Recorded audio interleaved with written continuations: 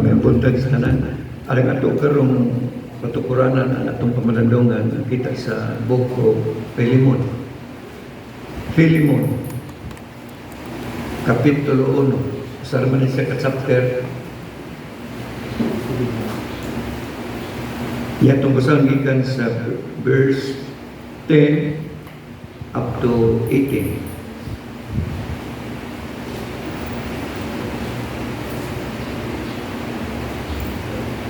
Chapter 1, verse 10 up to 18. Again, din. I beseech thee for my son Onesimus, whom I have begotten in my bonds, which in time past was to thee unprofitable, but now profitable to thee and to me, whom I have sent again. Thou therefore receive him, that is mine own bowels, whom I would have retained with me, that in thy stead he might have ministered unto me in the bands of the gospel. But without thy mind would I do nothing, that thy benefit should not be as it were of necessity, but willingly. For perhaps he therefore departed for a season, that thou shouldest receive him forever, not now as a servant, but above a servant, a brother, beloved, especially to me, but how much more unto thee, both in the flesh and in the Lord. If thou count me therefore a partner, receive him as myself. If he had wronged thee, or owed thee, put that on my account. Gampot na. Once again, salamat may amahan, yung Domingohan, yung adlaw na among igahin para sa pag-filosef o sa pagpakusgan, pagpadasig sa among espiritu, pinaagi sa inyong espiritu anong pulong. O ma-remind din pag-ibig na ang tao din mabuhi sa physical lang, sa bread, kundi sa pulong po sa Diyos. After all, imong create in your own image, nga kami mga spiritual being, social being, o pinaagi sa pagtuo reason, kami nagkasabot sa kaluwasan o bilang balos kami usap nag-expressar sa among pag-alagad. Amon hindi ampo banwa. Salamat sa ngalan sa among Ginoong Kristo. Amen.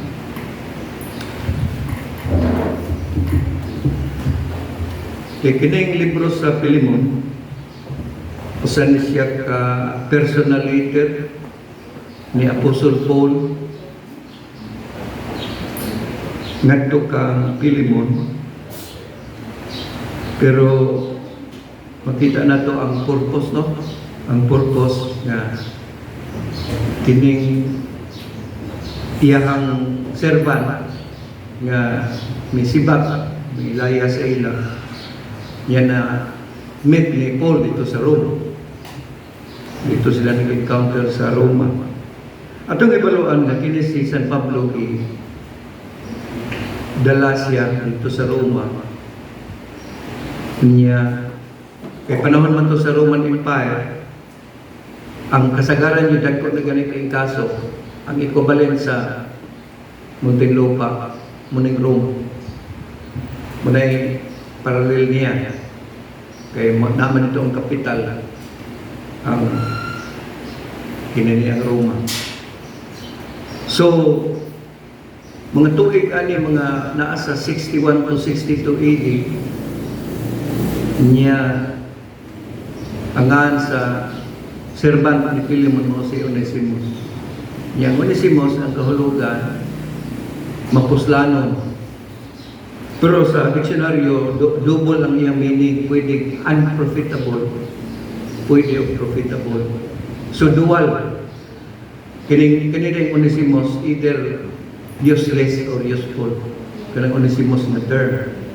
Manay giminder yun. So, kining gipuy-an ani ang lugar ang sitting na sa Colosas, sa Colossae. Kay personal man pero atong naklaro nga ang gipuy-an dayon yung Pilimon na sa Colossae. Doon sa Colossae nga lugar niya kanis Pilimon kortahan ni gamay kay ang simbahan ana masimbalay na wala sila ipiguman nga prosaan niya. Amigo siya ni Pablo, close sila ni Paul. So kining runaway slave kini si Onesimus, ang purpose ni Paul gisulat niya sa Pilimon aron iyang pasabton nga ang imuhang katabang, ang imuhang servant nakabig diri sa prisuhan, na-convert diri sa prisuhan niya.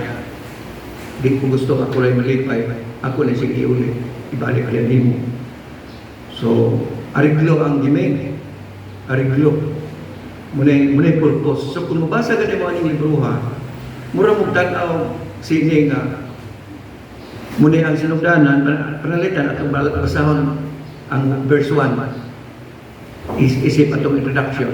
Ngayon rin si Pablo binilanggo ni Kristo ug si Timoteo nga atong igsuon alang kang Pilimon nga hinigugma sa among katabang ug kang Apia posibleng mga iyang kauban sa balay, si Archippus, our fellow soldier, and to the church in thy house.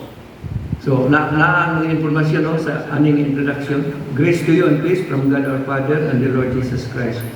I thank my God, making mention of thee always in my prayers, hearing of thy love and faith which thou hast toward the Lord Jesus and toward all saints, that the communication of thy faith may become effectual by the acknowledging of every good thing which is in you in Christ Jesus. For we have great joy and consolation in thy love, because the bowels of the saints are refreshed by thee, brother. Kining bowels, karaan siya nga English sa emosyon, kasing-kasing, sa balatyagon. Manang bowels ang igamit. Ug karon ni dili na masabtan, no? Kini nga English. Wherefore, though I might be much bold in Christ to enjoy anything that which is convenient, yet for love's sake, I rather beseech thee, being such an one as Paul the aged, and now also a prisoner of Jesus Christ. So atong ibasa ganyan verse 10. Ang atong topic, ang atong tema, pwede ingnon nga becoming profitable servant. Kana bang kay kinis mo kuan man ni kani katabang OFW ba man inana OFW ni kay siya nang nabot ka gruma niya di aka sa Asia Minor, nabot ka sa Europe niya munay ang nakatalagsaon rin kay na-encounter niya si Apostle Paul. Niya si Apostle Paul mag-Bible study man sige sa jail niya si Onesimo na way kalikayan, minaw din siya sa Bible study. O, naluwas siya. So, ang atong tanawon na support sa topic na itungod sa becoming profitable, dalawang mapuslanon ang Christian. Tanaw na ito, number 1, na ay pag-necessitate sa intercession. Na ay, kung sa kayo tawag ng munikusi, abi na ay kaya sa Amerika, ilang palisi, wala may negosisyon. Dili sila madalag na. Pero, kung mag-isgutan na ay kidnap o na ay naabay prisugon o gunita, niya ikaw ang monegosye. Kung sa gay term kana ikaw ang monegosye. Ikay ingnon na ni Bongbong, ikay atubang nga aron masulbad niya itong problema anang nabusaya ka nang siya ang go-between. Siya mo'y monegosye o nag-require na maayagid manulti ang naas tunga-tunga na, ang bumidjik. O siya mo'y monegosye, niya kinahanglan din daso-daso sa hilong pa. kinahanglan maay na siya mo may knowledge na siya sa both parties.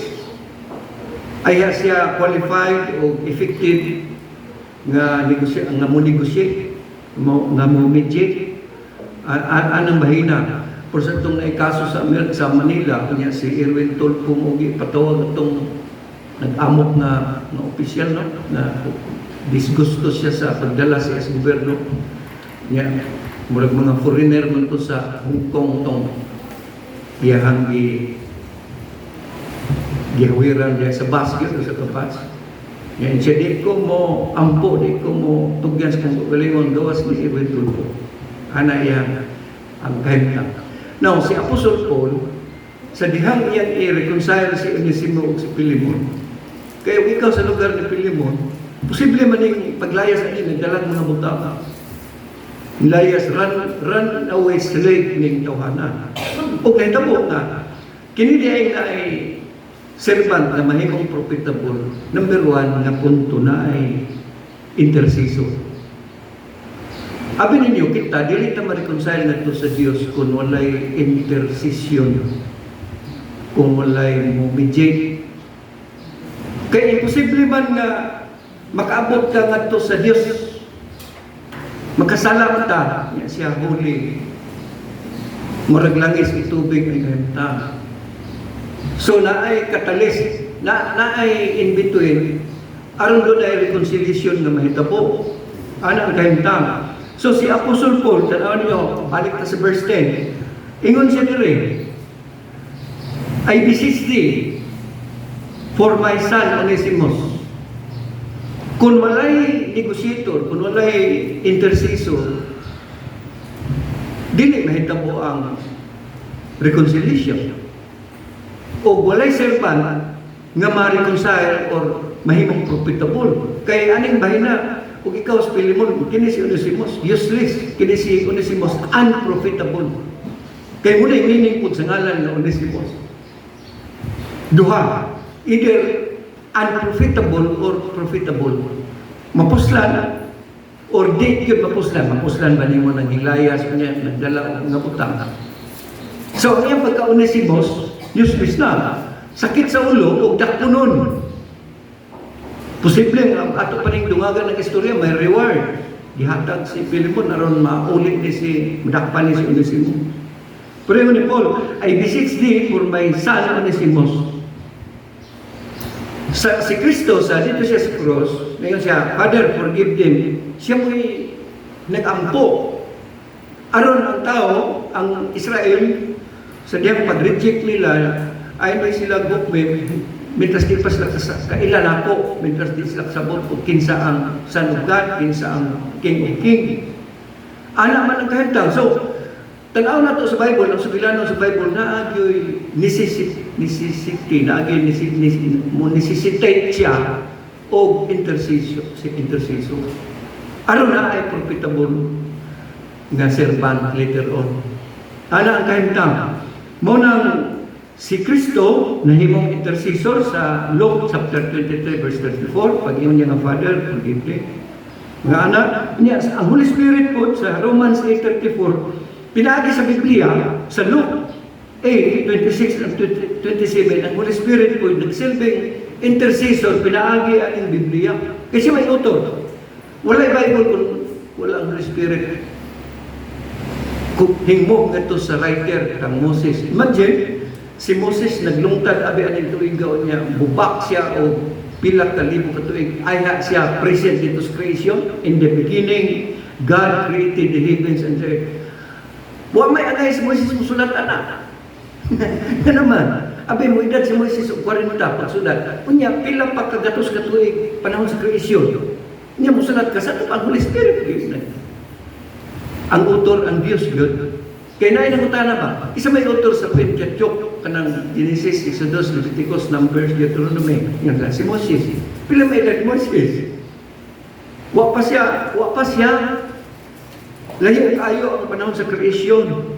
So, ang Holy Spirit, maoy nag-intercede, siya mo intercessor, aron kita makasabot sa gospel o aron kita makailan ni Kristo. Kaya si Kristo po, intercessor, nasa sa tuo sa Amahan, Aron niyang ipaatubang nga ang akong misyon nga na-accomplish sa kalibutan, bastante yung makaluwas tanang tao nga mutuo lang, nga musalig. So, si Paul, tantamawang siya, paralel siya kang Kristo o sa Holy Spirit. Ngayon siya, o na siya, Pilimon, ako naghangyo nimo. Karong panahon na kinsa may intercessor. Aron na ay ang church makabaton o profitable o mga Onesimos. Nga mga managlikay, mga nanglayas. Why kalipay ang Diyos? Kisa man, ang mga church officers, ang mga namroblema, hay naman yung mga magsilbing na iutang kabubuton sa Diyos. Or, asa naman yung mahimong ta makapatubas o tata, may yield yung tata ng mga profitable servant. So, naasa, mga Apostol Paul, mga buhali, kanang mga nagtudlo, kanang mga mo-advise, kanang mga mo-demand. Pero sa grace dispensation, tanawang tunada, I beseech thee, mga muyo ko, nag-ampo lang po. Pero gato ka sa law dispensation, sa time pass, pagka di ka musunod, i-chastise ka. Pagka di ka musunod, kastiguhon ka, tungluhon ang iyong mga pangabuhi. Nabay wali na anak karon. Na, ha? Ito mo sa mga simbahan. Brother, ay lakaw Domingo kayo, disgrasya niya kama. Kastiguhon ka sa Diyos.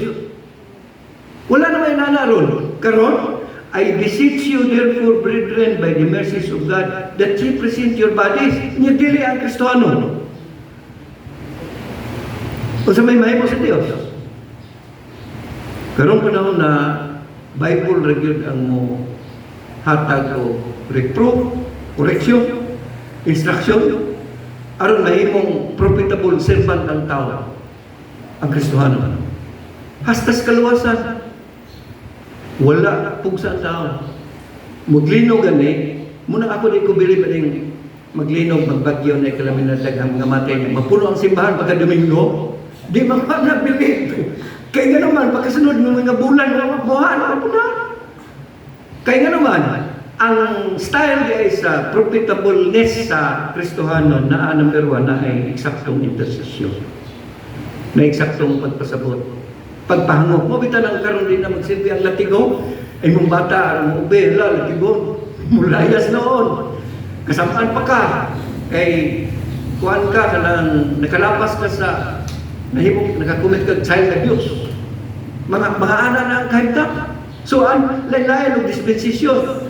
Ang basulo na niya, ang mga senador, ang mga congressman, naman sila na naghimo sa bill niya, nahimong law, nahimong malaod. Muna'y sundon. Karon sa grace dispensation, ang style na to dire, dili ta mamugos, dili ta mo sila ang napugos, muna yung may pag mga atakihon ni mga tawhana, kastigon na makalimad-mad. Makaila sa Diyos. Dili man po na siya correct. Sa ako nangingon, mga plastic na may tapo na muna yung sitwasyon. So, paintindi, kasabot siya, mo express ang iyang love, ang gratitude, tungod sa negotiator, tungod sa kining nag-mediate, o tungod sa nagpahangop, tungod sa Bible.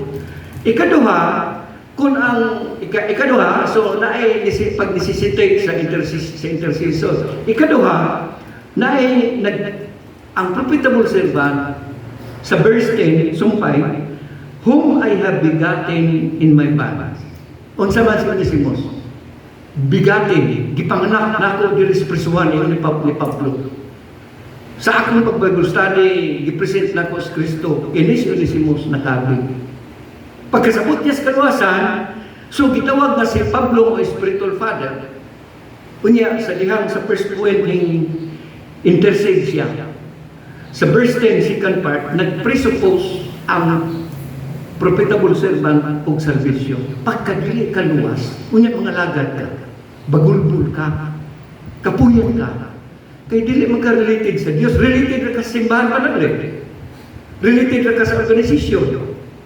Na kay hidden agenda. Wala kay relasyon kang Kristo o sa Diyos.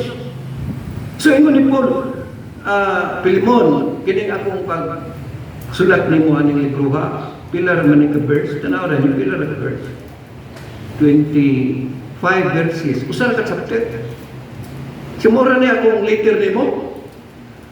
Kunya ako kining libro ha nag-uno dire sa akong intercession. Ikaduha, ako ipaklaro nimo nga naluwas ni Onesimo. I have begotten in my bonds sa akong pagkapreso. Muni ang bunga sa among Bible study diri sa prisuhan kini si Onesimo. Tungod niining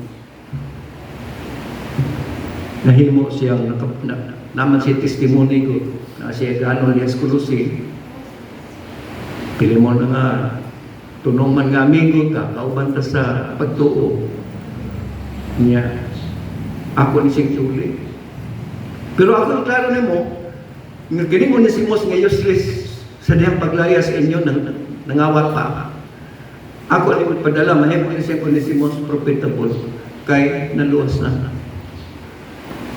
So ingon dire, we can never be useful to God until we are saved. Bantay mo na, ito mo na. Kung entra na ka reliyon, organisasyon, nyawa ka na luwas. Munang dili mo mailan ng Diyos. Kaya kini nga premise, kini nga statement nga mahimo lang tang profitable or useful to God pagka nagbiruan, naluwas ka. Kabantay mo, natin mga sakop nga kami sa unas bata pa may konta, para taga-taga rin ilista niya matulad sa simbahan. Taga-taga may, kini opering, kini balo ni mo. Ano na may ato? Kini, dagpo kay Cecilia mas na pa sa kadako, diwa kadako. Ihatag niya, diha mi gitrain mo nang pagkadako nang tigulang, mo opering ka naman. Bata pa gito doon, kini mong balon, kini opering ka. Kawa pa kay grade 1, doon kay kunana. So, ma-inculcate na sa ato, kunya, sa nagtungad to, nakasabot sa kaluwasan, ay na nga di na magtago-tago, lahi na motibo. Pero, di gani luwas ang tao, lahi na siya motivasyon. Lahi siya o koneksyon sa Diyos. Muna ngayon ni Pablo, there is a passage, Pilimon ako yung state rin nga, Onesimos, whom I have begotten in my bond. Naluwas kinito nga. Kaya ba ninyo, sa simbahan, pagka na ay nangalagad, kunya dilig siya luwas, murag lisod yan na imuhang palagado. Munang mas may dilig pungson. Maniid lang. Kani siya Onesimos nga useless or Onesimos nga profitable or useful. Muna may tabo. So, ato ni klarohon nga munang nagdugay ang istorya ni Waywell Gapon, dari mahapit mo daw oras. ang amang subject, kaning mga linong, kaning mga rapture, mga doktrina ba nga nabahin ng mga teacher, niya naabot niya ng punto nga, kanang mga lagay, bahalag jutay, basta kay related, luwas pa. Kung sa man, daghantan, kaabot, nakaagibita na, o sa gatos na, mulista, mga present, pero lista ko diya kay lakat pa ko. Sulat niya, tindahan. Pero ang tinood, wala siya koleksyon sa Diyos. Ang iya ang assistance. Okay, absent ka, di niya ihatag ng monthly assistance. Sa school assistant na ito sa mga anak. Anak kentang. Pero ayun ni Paul, Pilimon, ako iklaro ni mo nga, naluwas ni Onesimos. O nakasabot ko, nga dili ni siya mahimong useful, o mahimong simana ra o bulan, wala sa kunay.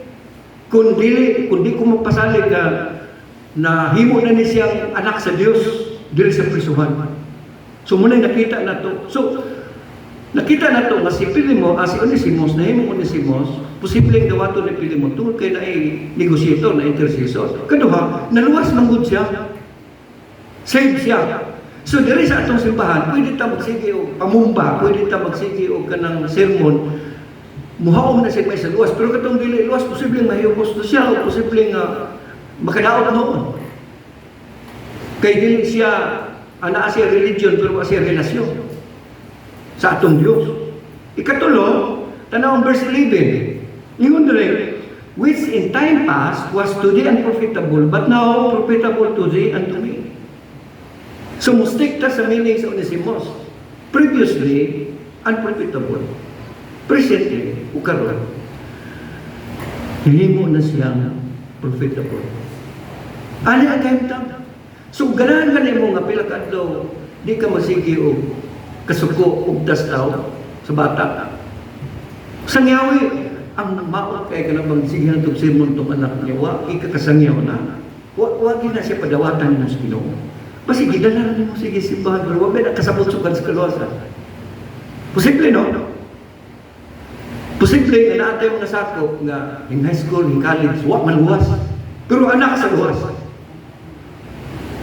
So, ang garantiya ra nga mahimo na silang Onesimus.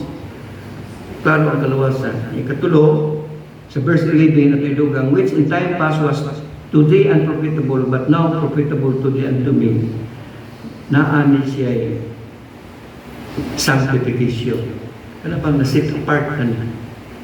Kaya ang salvation, pagka di ka ma-sanctify, di ka ma-sainthood. Ang kanang pagkabalaan, pagka-santo, kana man ang nahimo na kang special, i-compare nimo sa common nga tao sa luwas. Kanang mga common nga tao, bahala sa ilang status ka sa kinabuhi, dili man na sila sanctified, mga kandidato na sa impierno. Mga tao nga unbelievers, bahala kung sa ilang level sa society. Ang sugdanan sa Biblia, justification dahil sanctification. Pagka ang tao dili ka siya luwas, ayaw santosa. Kaya sa tradisyon ang musantos, sumala sa ilang pagkanonize, kanaman nahimo pa niya may advocacy sa katilingban, sakripisyo, namatay sa nangangalagad. Muna ilang santos.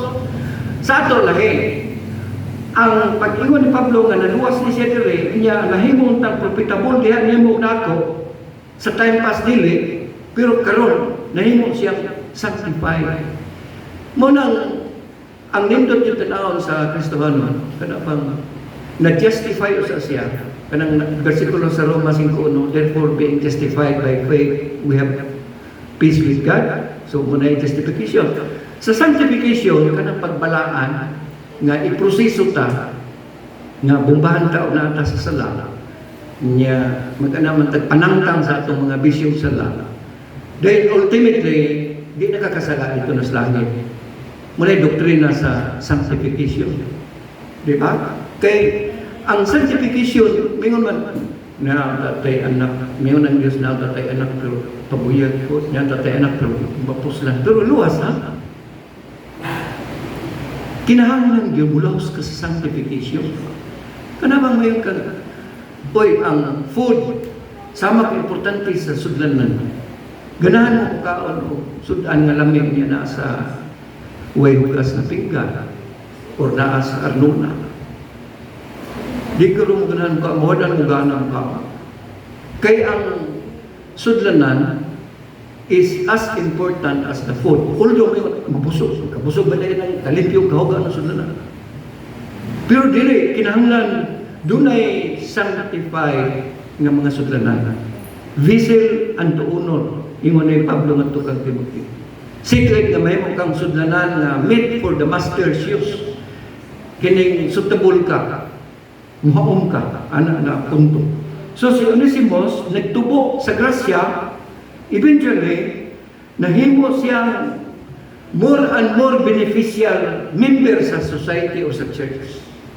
Munang ay mo pag tuong madad-ampo nga mabuutan ng tawanan na di usa mo grow in grace, nga dili sa mutubo sa iyang knowledge o sa iyang nasa sense of responsibility, accountability.